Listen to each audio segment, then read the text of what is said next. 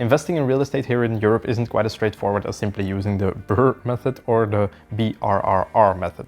This is to buy a property, renovate it, then rent it out to someone else, and the last step is to refinance it. Especially the last part is important in a lot of countries where this method can be used, such as the United States, where you can recoup the initial cost of investment by doing a cash-out refinance.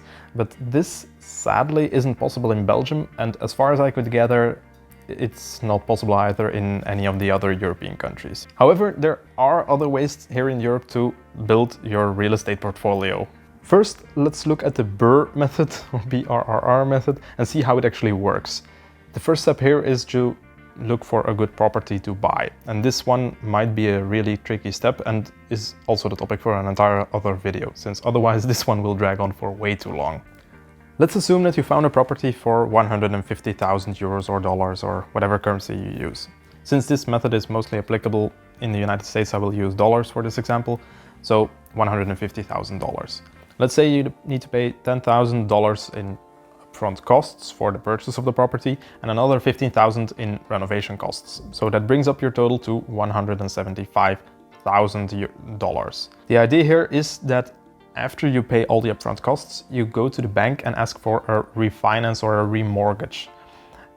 If possible, you can do what's called a cash-out refinance. So that is that the bank calls someone over, reappraises your property, and hopefully it is worth more than what you initially paid and also more than all the costs you invested. So if he appraises it for more than $175,000, then you can recoup basically all the costs that you made upfront. And this is what's called a cash-out refinance. The problem here is that this method is used mostly in the United States, and sadly here in Europe this isn't possible at all. Luckily, there are alternatives. The first way to start your real estate empire is to cough up all the costs yourself or finance all the costs from your savings.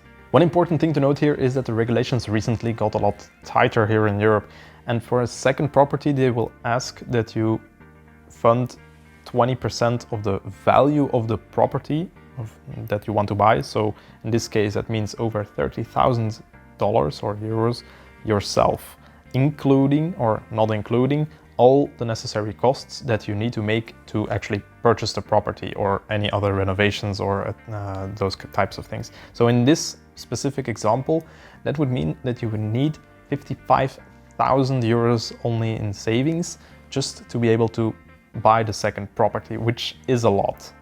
The second option, and what is for most the most attractive option as well, is what is called an equity release. What happens is this: you buy a property for 200,000 euros, mortgage it over 25 years, and for the full amount. What happens is this: let's say that you buy a property for 200,000 euros and mortgage it for the full amount over 25 years. After 5 years of paying your mortgage every single month, you can then do an equity release. This is basically saying to the bank, okay, let me mortgage for another 5 years, and in return I want all the equity payments back in cash. Of course, this doesn't account for any interest payments that you've already paid. Those are gone. It's important to note here that the regulations differ a lot from country to country. In France, for example, you can do this for up to 70% of the value of the mortgage. In Belgium, however, this is regulated for up to 30 years max. So in the prior example where you took out a mortgage for 25 years and after 10 years you want to do an equity release, then you can only do it for 5 years, not the total 10 years. So that's a big difference. So only in the prior case for the 35,000 euros and not a cent more. There are also other regulations to consider depending on the country where you live, but the best thing to do is just talk to your local bank, which you will need to do obviously anyway, just to get some more information on this and your local regulations. There are also other ways of financing, like for example a bullet loan. This is basically a loan where you know you will receive a large amount of money in the future, like a pension, savings, insurance policy, or an inheritance, for example. But for most people it really won't be that interesting. So as you can see, none of these options are as interesting as a cash-out refinance, but hey, we take what we can get. Before you invest in real estate, there are other factors to consider as well. A lot of banks here in Europe, and especially here in Belgium, due to EU regulations, won't allow you to take out a loan for more than 20 years for a rental property. There is, however, one way around this, and that is to live in the property for 2 to 3 years. So you buy a property, take out a mortgage for 25 years, and then after a few years you buy a second property and immediately move to that property. That way you can state or can have a 25-year mortgage on all your properties, if you don't mind moving every few years, that is. Secondly, especially if you have a 20-year mortgage on a rental property, chances are you won't immediately generate a positive cash flow with the property or with the rent of the property. Here in Belgium, for example, I've noticed that in most cases this doesn't tend to happen, so you will need to pay out some out-of-pocket expenses the first few years. Let me explain. For example, this place where I'm filming right now is going to be up for rent next year. The mortgage on it, however, is somewhere in between 750 if I'm not mistaken, and the rent that we're going to get for it is probably going to be about 700 euros every single month. So, as you can see, there is still a difference of about 50 euros every single month that we need to pay out of pocket.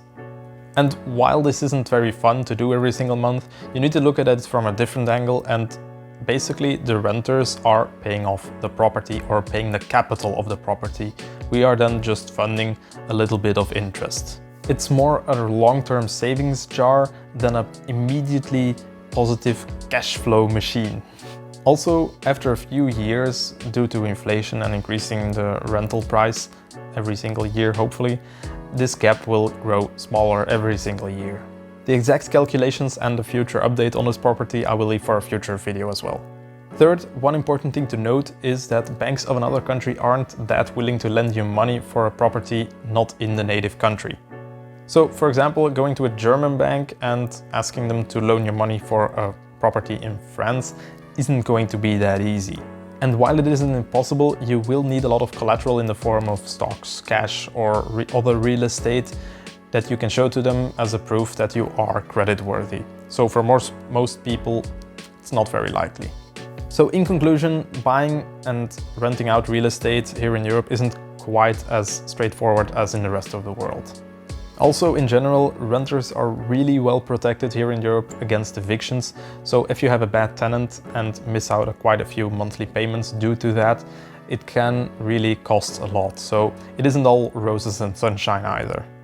But even so, you can build a great real estate portfolio with a nice return on investment, but you will need a lot of time and efforts and also capital to do so, especially if you have to start from scratch. Thank you so much for watching. Don't forget to leave a like. I also want to go more in depth on the costs, return on investment, and what to look for in an investment or rental property in another video. So if this is something that interests you, subscribe, and I hope to see you next time. And then, bye.